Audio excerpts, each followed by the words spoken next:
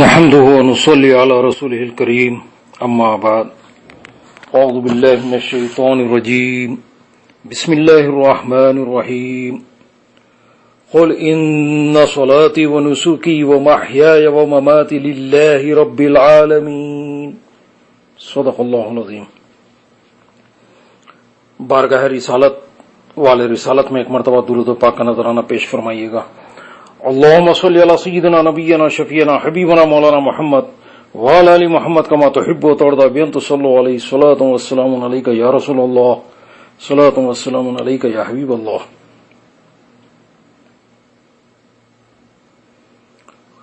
قل ان صلاتي ونسكي ومحياي ومماتي لله رب العالمين۔ اے حبیب صلی اللہ علیہ وسلم، آپ فرما دیجئے کہ بے شک میری نماز اور میری قربانیاں اور زندگی اور موت کے معمولات، میرا جینا اور میرا مرنا سب اللہ تبارک و تعالیٰ کے لیے ہے جو رب ہے سارے جہانوں کا۔ قربانی اللہ تبارک و تعالیٰ کی عبادت اور اس کے تقرب کا اہم ذریعہ ہے۔ صاحب استطاعت پر قربانی واجب ہے۔ حج قران اور حج تمتع کرنے والے پر بھی قربانی واجب ہے۔ قربانی واجب، لیکن نام نہاد اہل حدیث چونکہ ہر معاملے میں اہل سنت سے مختلف ہیں، بلکہ ضد ہیں، وہ قربانی کے وجوب کا بھی انکار کرتے ہیں۔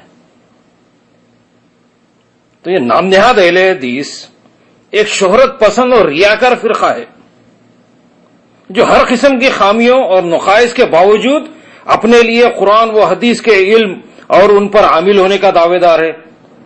مسلمانوں کی صفوں میں موجودہ گمراہ فرقوں میں نام نہاد اہل حدیث غیر مقلدین ایک نہایت ہی پرفتن، بدعقیدہ، دہشت گرد، وحشت ناک اور بدعتی فرقہ ہے۔ یہ فرقہ اہل قرآن کی طرح فقہ اور تقلید کا منکر ہے اور اتباع سنت کا مدعی ہے۔ ہند و پاک میں ان کے بہت سے مدارس، مراکز اور مساجد، مسجد محمدی اہل حدیث قائم ہیں جن کی کثیر تعداد کو حکومت سعودی عرب مدد فراہم کرتی ہے۔ یہ لوگ خود کو اہل حدیث اور عامل بالحدیث کہہ کر پس پردہ اپنا مشن پورا کرنے میں مصروف ہیں۔ نام نہاد اہل حدیث غیر مقلدین خود کو اہل حدیث کہہ کر مسلم عوام کے دینی جذبات کا استحصال یعنی ایکسپلائٹیشن کرتے ہیں اور قرآن و حدیث کے ساتھ بھیانک مذاق کرتے ہیں۔ یہ منکرین حدیث ہے لیکن خود کو اہل حدیث کہہ کر مذاق اڑاتے ہیں۔ یہ فرقہ اتباع حدیث کا دعویٰ رکھتا ہے اور در حقیقت وہ لوگ اتباع حدیث کے کنارے ہیں۔ یہ لوگ محض الفاظ حدیث کی نقل پر اکتفا کرتے ہیں اور حدیث شریف کی فہم اور اس کے معانی و مفاہیم میں غور و خوض کرنے کی طرف توجہ نہیں کرتے۔ ان لوگوں کا گمان ہے کہ محض الفاظ کا نقل کر لینا ہی کافی ہے، حالانکہ یہ خیال حقیقت سے دور ہے، کیونکہ حدیث سے مقصود تو صرف حدیث کی فہم اور اس کے معنی میں غور و فکر کرنا ہے، نہ کہ صرف الفاظ حدیث کی نقل پر اکتفا کرنا۔ یہ لوگ اپنی غفلتوں میں بھٹکتے پھرتے رہتے ہیں۔ نام نہاد اہل حدیث کو ان کے مزاج و عقیدے کے خلاف کوئی حدیث شریف دکھائی دے تو ضعیف یا موضوع یا باطل قرار دیتے ہوئے حدیث کا انکار کر دیتے ہیں۔ ائمہ مجتہدین، محدثین امت اور اسلاف صالحین سے مروی معتبر و مستند ہزارہ حدیث کو ضعیف، موضوع، من گھڑت اور باطل قرار دیتے ہیں، لہذا یہی اولین درجے کے منکرین حدیث ہیں۔ یہ ایک نوپید یعنی غیر مانوس فرقہ شاذیہ ہے۔ یہ فرقہ تمام 72 گمراہ فرقوں کا ملغوبہ ہے، کاکٹیل ہے۔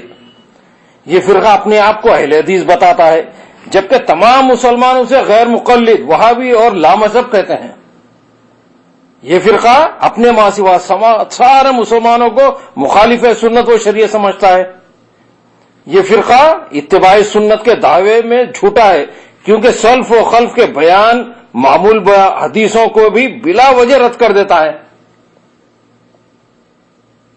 آثار صحابہ اس فرقے کے نزدیک قانون کی طاقت سے عاری بے نور اقوال ہیں. استغفر اللہ. یہ فرقہ اجماعی مسائل کی بھی پرواہ نہیں کرتا، اجماع کا قائل ہی نہیں ہے، اجماع کو مانتا ہی نہیں، حجت ہی نہیں مانتا اجماع کو. یہ فرقہ سلف صالحین اور احادیث مرفوعہ وغیرہ سے ثابت قرآنی تفسیروں کے مقابلے میں اپنی من مانی تفسیروں کو ترجیح دیتا ہے. بس رفع یدین، قرات خلف امام، آمین بالجہر وغیرہ مختلف حدیثوں پر عمل تک اہل حدیث ہے. آداب و سنت اور اخلاق نبوی سے متعلق احادیث سے انہیں کوئی سروکار نہیں. یہ فرقہ ائمہ مجتہدین اور اولیاء اللہ کی شان میں بے ادبی اور گستاخی کرتا ہے. یہ فرقہ تمام اپنے علاوہ دیگر تمام طبقات مسلمہ کو بدعتی، مشرک اور کافر سمجھتا ہے. ہر مسلمان کو بدعتی، مشرک، کافر. حالانکہ یہ بذات خود بدعتی ہیں. بدعت کیا ہے؟ نئے عقیدے ایجاد کرنا بدعت، خلاف سنت کوئی کام کرنا وہ بدعت ہے. یہ اپنے آپ کو اہل حدیث کہتے ہیں. حضور نبی کریم صلی اللہ علیہ وسلم کے زمانے میں کوئی بھی اپنے کو اہل حدیث نہیں کہا کرتا تھا. اس دور میں صرف اہل اسلام تھے. اب بتائیں کہ ان کی بدعت کہاں آ گئی. نام نہاد اہل حدیث غیر مقلدین کی حالت یہ ہے کہ جاہل سے جاہل غیر مقلد اپنے کو مجتہد مطلق سمجھ کر بڑے بڑے علماء، صوفیاء، ائمہ دین سے الجھنے کی کوشش کرتا ہے. غیر مقلدیت شر و فساد، ہٹ درمی اور فریب کاری کو جنم دیتا ہے. اسلام کے چشمے صافی میں غیر مقلدیت کی کدورت و گندگی شامل کر دینے سے ذہن و گمان فاسد اور بدبودار ہو جاتے ہیں. اس لیے یہ فسادی اور فتنہ پرور لوگ ذہنی مریض بن کر مسلمانوں کو بلا جھجک اور بلا تکلف مشرک و بدعتی کہہ دیتے ہیں.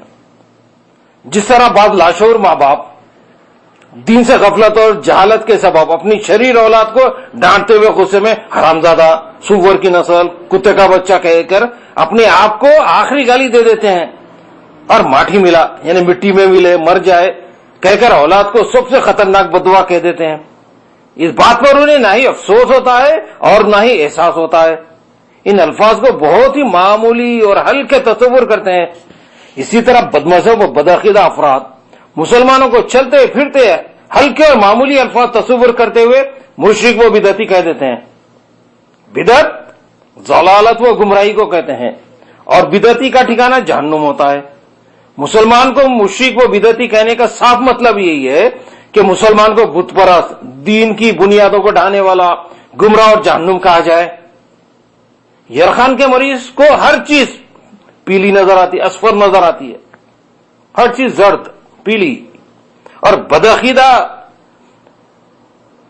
مخلد و غیر مخلد وہابی کو مسلمانوں کے سارے اعمال و عبادات بدعت نظر آتے ہیں. صحیح العقیدہ سنی مسلمان بالخصوص صوفیاء کرام کو یہ بدبخت لوگ پجاریوں اور پادریوں کے برابر قرار دیتے ہیں. استغفر اللہ، معاذ اللہ. اولیاء اللہ کے مزارات، درگاہوں کو نام نہاد اہل حدیث غیر مقلدین جو ہے مندروں اور گردواروں کے مثل قرار دیتے ہیں. قربانی سے متعلق ان کے مسائل ملاحظہ فرمائیے کہ نام نہاد اہل حدیث بے باک، بے لگام، بے ٹوک اور بے امام ہوتے ہیں. یہ ان کی زبان کی عزت سے ائمہ تو درکنار بہت سے صحابہ کرام رضوان اللہ علیہم اجمعین بھی محفوظ نہیں ہیں. ائمہ و محدثین پر بھی انہیں اعتماد نہیں ہوتا. اسی لیے ان کی روایات و اسناد کو ضعیف قرار دے کر رد کر دیتے ہیں، لیکن یہ کہتے ہوئے انہیں کوئی عار محسوس نہیں کرتے ہیں. ملاحظہ فرمائیے کیا لکھ رہے ہیں. قربانی کے مسائل، قربانی کے احکام. مختار احمد، مکتب الدعوہ و توعیہ الجالیات بالجبیل، یہ کتاب میں لکھ رہے ہیں واضح رہے کہ احادیث کی توضیح و تضعیف میں زیادہ تر اعتماد رئیس المحدثین والحفاظ بخاری زماں علامہ دورہ امام محمد ناصر الدین البانی کے اقوال پر کیا گیا ہے. دوبارہ ملاحظہ فرمائیے واضح رہے کہ احادیث کی تصحیح و تضعیف یعنی صحت اور ضعیف ہونے میں زیادہ تر اعتماد رئیس المحدثین والحفاظ بخاری زماں علامہ دوراں امام محمد ناصر الدین البانی کے اقوال پر کیا گیا ہے. یعنی حدیث کی صحت اور ضعیفی، یعنی کون سی حدیث صحیح ہے کون سی حدیث ضعیف ہے، یہ کس کے اوپر اعتبار کیا گیا؟ ناصر الدین البانی کے اوپر. یہ کتابوں میں اپنے صرف ناصر البانی جس کو ضعیف قرار دے حدیث وہ ضعیف، جس کو صحیح حدیث قرار دے تو وہ صحیح. تو پورا اعتماد کس پر ہے؟ ناصر البانی پر. غیر مقلد کہنا یہ چاہتا ہے کہ احادیث کی صحت و ضعف کا معیار ناصر البانی ہے. اگر ناصر البانی کسی حدیث کو صحیح قرار دے دے تو اہل حدیث بھی اس کو صحیح حدیث مان لیں گے، اور اگر ناصر البانی کسی حدیث کو ضعیف، موضوع اور باطل قرار دے دے تو اہل حدیث بھی اس کو ضعیف، موضوع اور باطل قرار دے دیں گے. نعوذ باللہ من ذالک. کہتے ہیں ناصر البانی کی تقلید نہیں ہے؟ کیا یہ ناصر البانی کو درجہ نبوت تک پہنچانا نہیں ہے؟ بتائیں آپ کہ تمام احادیث کی صحت اور ضعف ناصر البانی کے اوپر منحصر ہے. یوم عرفے کے روزے سے متعلق اب دیکھیں، آپ ملاحظہ فرمائے کہ نام نہاد اہل حدیث کیا کہتے ہیں، ان کا کیا مذہب ہے. ذی الحجہ کی 9 تاریخ جسے یوم عرفہ یوم حج کہتے ہیں، اس دن تمام حجاج میدان عرفات میں وقوف کرتے ہیں. 9 ذی الحجہ کو تمام حجاج میدان عرفات میں وقوف کرتے ہیں. یوم عرفہ کا روزہ 2 سال کے گناہوں کو مٹا دیتا ہے. ابو قتادہ رضی اللہ تعالیٰ عنہ سے روایت ہے کہ رسول اللہ صلی اللہ علیہ وسلم نے فرمایا کہ عرفے کے دن روزے کے بارے میں سوال کیا گیا تو آپ نے فرمایا 1 سال پہلے اور 1 سال بعد کے صغیرہ گناہوں کو مٹا دیتا ہے. صحیح بخاری کی حدیث، مسلم شریف کی حدیث ہے یہ. دنیا کا کوئی بھی ملک ہو، آسٹریلیا، ہندوستان، امریکہ، وہاں کے اعتبار سے عرفہ 9 ذی الحجہ کو کہا جائے گا. خاص سعودی عرب میں 6 یا 7 یا 8 ذی الحجہ ہو، اعتبار اس ملک کا ہوگا. 9 ذی الحجہ. ہندوستان میں 9 ذی الحجہ، سعودی عرب میں اس وقت ہو سکتی ہے 10 ذی الحجہ. تو اعتبار اس ملک کا ہوگا جس ملک میں آپ روزہ رکھ رہے ہیں. نام نہاد اہل حدیث کہتے ہیں کہ عرفے میں تاریخ کا اعتبار نہیں بلکہ دن کا لحاظ رکھا جائے. یعنی اگر سعودی عرب میں 9 ذی الحجہ ہے تو اسی دن روزہ رکھا جائے. کہاں امریکہ میں 7 تاریخ ہو یا انڈیا میں 10 تاریخ ہو، عرفے کا صوم رکھنے میں تاریخ کا اعتبار، تاریخ کا نہیں بلکہ دن کا اعتبار ہوگا. یعنی جس دن عرفہ ہوگا اسی دن صوم رکھا جائے گا، خواہ وہ کوئی بھی تاریخ ہو. اس لحاظ سے بر صغیر والوں کو اپنے اپنے یہاں کے کیلنڈر کے مطابق ذی الحجہ کی 9 تاریخ کی بجائے عرفے کے دن جس دن کے حجاج کرام عرفے میں وقوف کرتے ہیں صوم رکھنا چاہیے. جو ہمارے یہاں کی تاریخ کے حساب سے ذی الحجہ کی 8 تاریخ ہوتی ہے. قربانی کے احکام صفحہ 6 پر لکھ رہے ہیں مختار احمد، مکتب الدعوہ و توعیہ الجالیات بالجبیل. ملاحظہ فرمائے ایک مرتبہ پھر کہ عرفے کا صوم رکھنے میں تاریخ کا نہیں بلکہ دن کا اعتبار ہوگا. یعنی جس دن عرفہ ہوگا اسی دن صوم رکھا جائے گا، خواہ وہ کوئی بھی تاریخ ہو. اس لحاظ سے بر صغیر والوں کو اپنے اپنے یہاں کے کیلنڈرز کے مطابق ذی الحجہ کی 9 تاریخ کی بجائے عرفے کے دن جس تاریخ کے حجاج کرام وہ عرفے میں وقوف کرتے ہیں صوم رکھنا چاہیے، جو ہمارے یہاں کی تاریخ کے حساب سے ذی الحجہ کی 8 تاریخ ہوتی ہے.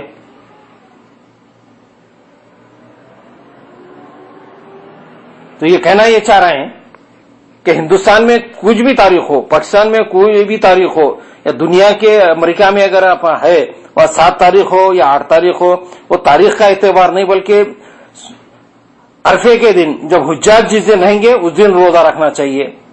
یہ ان کا مذہب ہے نام نہاد اہل حدیث کا.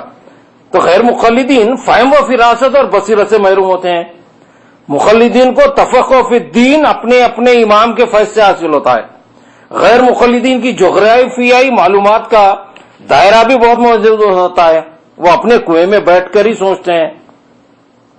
صوم عاشوراء ہو یا یوم عرفہ ہو، جس ملک میں رہ رہے ہیں وہاں کی تاریخ کا اعتبار ہوگا.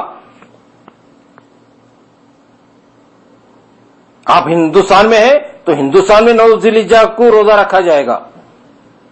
پاکستان میں ہے تو وہاں کے اعتبار سے، افریقہ میں ہے تو وہاں کے حساب سے، امریکہ میں ہے یا آسٹریلیا میں ہے، جس تاریخ کو 9 ذی الحجہ ہوگی اس کا اعتبار ہوگا. لیکن نام نہاد اہل حدیث کہتے ہیں کہ نہیں، جس دن عرفہ ہوگا، خواہ آپ کے ملک میں کوئی بھی تاریخ ہو. غیر مقلدین صرف ہندوستان کی حد تک ہی سوچ رہے ہیں کہ جس دن سعودی عرب میں 9 ذی الحجہ ہوگی اس دن ہندوستان میں 8 ذی الحجہ ہوگی. عموماً 2 دن کا بھی فرق ہوتا ہے، یعنی 7 ذی الحجہ بھی ہو سکتی ہے. ممکن ہے اس دن امریکہ اور آسٹریلیا میں 6 ذی الحجہ ہو، لیبیا میں کبھی 10 ذی الحجہ بھی ہوتی ہے. 10 ذی الحجہ یوم النہر، عید الاضحیٰ کو روزہ رکھنا حرام ہوتا ہے. اگر بعض ممالک میں سعودی عرب میں 9 ذی الحجہ ہے اور کسی ملک میں اگر 10 ذی الحجہ ہو جائے تو 10 ذی الحجہ کو تو روزہ رکھنا حرام ہوگا.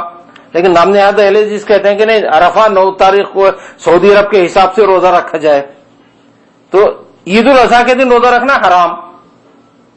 تو وقت کے اعتبار سے سعودی عرب کے مقابلے میں ہندوستان 2.5 گھنٹے اور بنگلہ دیش 3 گھنٹے آگے ہے. آسٹریلیا میں جب سورج غروب ہوتا ہے اس وقت سعودی عرب میں سورج طلوع ہوتا ہے، اور جب سعودی عرب میں سورج غروب ہوتا ہے اس وقت امریکہ میں سویرا ہوتا ہے. یعنی دنیا میں کہیں دن ہوتا ہے تو کہیں رات ہوتی ہے، اور کہیں سویرا ہوتا ہے اور کہیں دوپہر ہوتی ہے. اب بتائیں کون سا ملک کس اعتبار سے عرفے کا روزہ رکھے؟ یوم عرفہ جس دن کے حجاج کرام عرفے میں وقوف کرتے ہیں، مولود رکھ کر اگر ہندوستانی روزہ رکھیں تو 2.5 گھنٹے پہلے سے افطار ہو جائے گا. سعودی عرب میں ابھی افطار نہیں، انڈیا میں افطار ہو جائے گا. بنگلہ دیشیوں کا 3 گھنٹے پہلے افطار ہو جائے گا.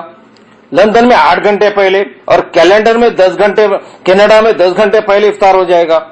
آسٹریلیا اور امریکہ بلکہ آدھی دنیا میں رات ہوگی.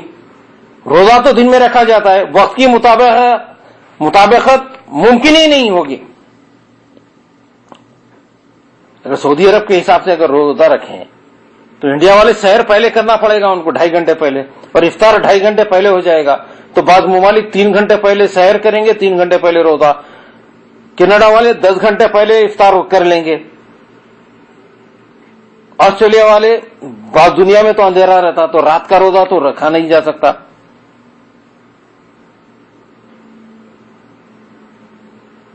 میری رائے یہ ہے کہ چونکہ 7، 8، 9 ذی الحجہ کو حجاج کرام مکہ معظمہ مینا اور عرفات میں ہوتے ہیں.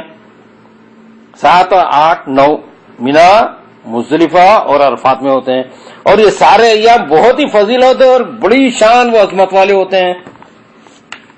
ان دنوں میں روزہ رکھنا بہت ہی زیادہ اجر و ثواب کا باعث ہے. اس لیے ان دنوں میں روزہ رکھ لیا جائے اور راتیں اذکار و عبادت میں گزاریں. انشاءاللہ عرفے کا روزے کی فضیلت ضرور مل جائے گی اور اس سے محرومی کا احتمال نہیں رہے گا. اور ایک سے زیادہ روزے رکھنا ممنوع بھی نہیں ہے، اور نہ ہی وہ ضائع ہوں گے، کیونکہ 10 ذی الحجہ کے روزوں کی بھی فضیلت ثابت ہے اور اس کا ثواب بھی مل جائے گا. عید کے دن معانقہ جو گلے ملتے ہیں اس کے بارے میں آپ ملاحظہ فرمائیے. خوشیوں کے موقع پہ معانقہ گلے ملنا ساری دنیا کے انسانوں کی فطرت ہے. ہر ملک میں گلے ملتے ہیں. سفر سے واپسی پر معانقہ کیا جاتا ہے، فوز و کامیابی کے بعد معانقہ کیا جاتا ہے، اظہار مسرت کے لیے معانقہ کیا جاتا ہے، عیدوں کے موقع پر معانقہ کیا جاتا ہے، بغل گیر ہوتے ہیں، گلے ملتے ہیں. معانقہ یعنی گلے ملنا حضور نبی کریم صلی اللہ علیہ وسلم سے ثابت ہے. مشکات کتاب الادب باب المصافیہ والمعانقہ میں لکھا ہے کہ حضور نبی کریم صلی اللہ علیہ وسلم نے حضرت زید ابن حارثہ رضی اللہ تعالیٰ عنہ سے معانقہ فرمایا. حدیث کی روش بتاتی ہے کہ یہ معانقہ خوشی کا تھا اور عید کے دن بھی خوشی کا دن ہے، اس لیے اظہار خوشی میں معانقہ کرتے ہیں، گلے ملتے ہیں، لپٹتے ہیں، ایک دوسرے سے قریب ہوتے ہیں، دل ملاتے ہیں. نام نہاد اہل حدیث مسلمانوں کے درمیان خلوص و محبت کو بھی پسند نہیں کرتے، اس لیے وہ معانقے کو بھی بدعت، ضلالت و گمراہی قرار دیتے ہیں. گلے جو ملتے ہیں عیدین کے موقع پر نام نہاد اہل حدیث اس کو بھی بدعت کہتے ہیں. ملاحظہ فرمائیے قربانی کے احکام صفحہ 20 مختار احمد کی کتاب. عید کے دن ملاقات پر معانقے کرنے کی کوئی دلیل نہیں ہے، بلکہ وہ بدعت ہے، اس سے اعتراض کیا جائے. دوبارہ ملاحظہ فرمائیں، عید کے دن ملاقات پر معانقہ کرنے کی کوئی دلیل نہیں ہے، بلکہ وہ بدعت ہے، اسے اعتراض کیا جائے۔ قربانی کے احکام صفحہ 20 مختار احمد۔ عید کے دن ملاقات پر مسلمانوں کا خوشیوں سے آپس میں گلے ملنا، معانقے سے اخوت پیدا ہوتی ہے، اختلافات ختم ہوتے ہیں، فخر و غرور دور ہوتا ہے۔ آپ کسی غریب آدمی سے جب ملیں گے تو آپ کا غرور ختم ہوگا، نفس کشی ہوتی ہے، اس سے عاجزی و انکساری پیدا ہوتی ہے، امن و شانتی کا ماحول بنتا ہے۔ معانقے کو بدعت یعنی ضلالت و گمراہی کرنے کا صاف مطلب یہی ہے کہ جو مسلمان خوشیوں سے آپس میں گلے ملتے ہیں وہ سب جہنمی ہیں، یہ سزا انہیں معانقہ کی وجہ سے دی جائے گی، معاذ اللہ۔ عیدین میں خطبے سے متعلق احکام دیکھیں، نامنہاد اہل حدیث، مذہب اہل حدیث میں عیدین میں ایک ہی خطبہ ہوتا ہے۔ واضح رہے کہ عیدین میں ایک ہی خطبہ ہے۔ اب قربانی کے احکام صفحہ 27 کی عبارت ہے، مختار احمد کی کتاب۔ واضح رہے کہ عیدین میں ایک ہی خطبہ ہے، جمعے کی طرح دو خطبے نہیں ہیں۔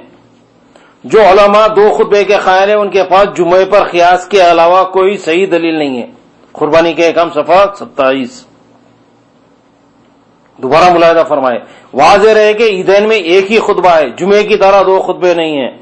جو علماء دو خطبے کے قائل ہیں ان کے پاس جمعے پر قیاس کے علاوہ کوئی صحیح دلیل نہیں ہے۔ قربانی کے احکام صفحہ 27۔ یہ ہے نامنہاد اہل حدیث کی کتاب۔ عیدین اور جمعے کے دوسرے خطبے میں چونکہ خلفائے راشدین، عشرہ مبشرہ اور اہل بیت اطہار کا نام لیا جاتا ہے، اس لیے نامنہاد اہل حدیث دوسرے خطبے کو ترک کرنا چاہتے ہیں۔ نامنہاد اہل حدیث غیر مقلدین کا مذہب یہ ہے کہ خطبہ جمعہ میں التزاماً خلفائے کرام کا نام لینا بدعت ہے۔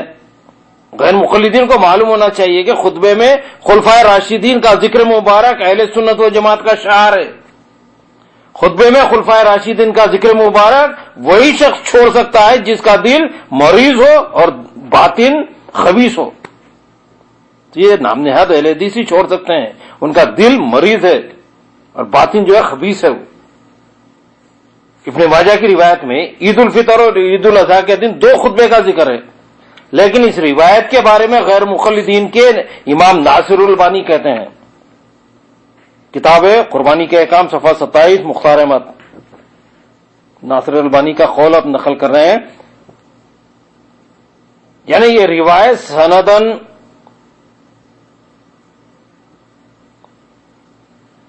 دونوں لحاظ سے منکر ہے۔ محفوظ یہ ہے کہ یہ خطبہ جمعے سے متعلق ہے۔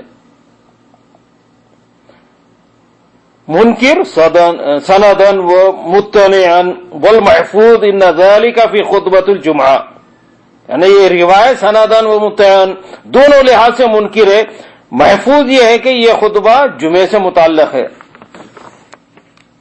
مذہب اہل حدیث میں عید کے دن جمعے کی نماز ترک کرنے کا اختیار ہے۔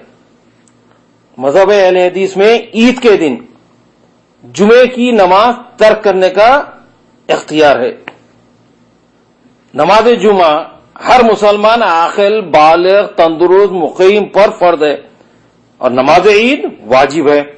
اگر جمعے کے دن عید ہو جائے تو نماز جمعہ جو کہ فرض ہے ہرگز ساقط نہیں ہوگا۔ امام اور مقتدیوں سب کو نماز جمعہ ادا کرنا ہوگا۔ فرض کو ترک کرنا کسی کا اختیاری عمل نہیں ہے۔ اگر جمعے کے دن عید آ جائے، عید الاضحیٰ یا عید الفطر آ جائے، عید کی نماز تو واجب ہے لیکن جمعے کی نماز فرض ہے، آپ ترک نہیں کر سکتے۔ لیکن مذہب اہل حدیث میں عید اگر جمعے کے دن ہو تو جمعے کی نماز ترک کرنے کی اجازت ہے۔ ملاحظہ فرمائے قربانی کے مسائل صفحہ 30 مختار احمد، مکتب الدعوہ و توعیہ الجالیات بالجبیل۔ ملاحظہ فرمائے اگر عید جمعے کے دن پڑ جائے تو امام کے علاوہ صلاۃ عید ادا کرنے والوں کو جمعہ اور ظہر کی صلاۃ میں اختیار ہے، خواہ وہ جمعے کی نماز سمجھ کے پڑھے یا ظہر کی نماز اپنے طور پر ادا کرے۔ قربانی کے احکام صفحہ 30۔ صلاۃ جمعہ اور صلاۃ ظہر میں اختیار صرف مقتدیوں یعنی عوام الناس کو ہے۔ جہاں تک امام کی بات ہے تو اس سے جمعہ ساقط نہیں ہوگا۔ قربانی کے احکام صفحہ 30 کی عبارت ہے۔ نام نہاد اہل حدیث غیر مخلدین کہنا یہ چاہتے ہیں کہ اگر عید جمعے کے دن پڑ جائے تو چونکہ عید کی نماز خطبے کے ساتھ پڑھی جا چکی ہے، اس لیے اب امام کے علاوہ عام لوگوں کو اس بات کی اجازت ہے کہ وہ جمعے کے بجائے گھر پر نماز ظہر ادا کرے، یا آپ اختیار دے دے رہے ہیں کہ جمعے کی نماز مسجد میں ادا کرنے کی کوئی ضرورت نہیں ہے، گھر پر ظہر کی نماز ادا کر لے، باجماعت نماز جمعہ ادا کرنے کی ضرورت نہیں ہے، اپنے گھر پر نماز ظہر ادا کرے، امام سے جمعہ ساقط نہیں ہوگا، عام مسلمان نماز ظہر ادا کر لیں تو جمعہ ساقط ہو جائے گا۔ یہ ہے نام نہاد اہل حدیث کے مسائل۔ اللہ تبارک و تعالیٰ ان بدعقیدہ بدباطن فتنوں سے مسلمانوں کو محفوظ رکھے، ان کی بدعقیدگیوں سے محفوظ رکھے، اور مذہب اہل سنت پر قائم رکھے مسلمانوں کو۔ وما علینا الا البلاغ وآخر دعوانا الحمد للہ رب العالمین۔ سبحان ربک رب العزت عما یصفون وسلام علی المرسلین والحمد للہ رب العالمین۔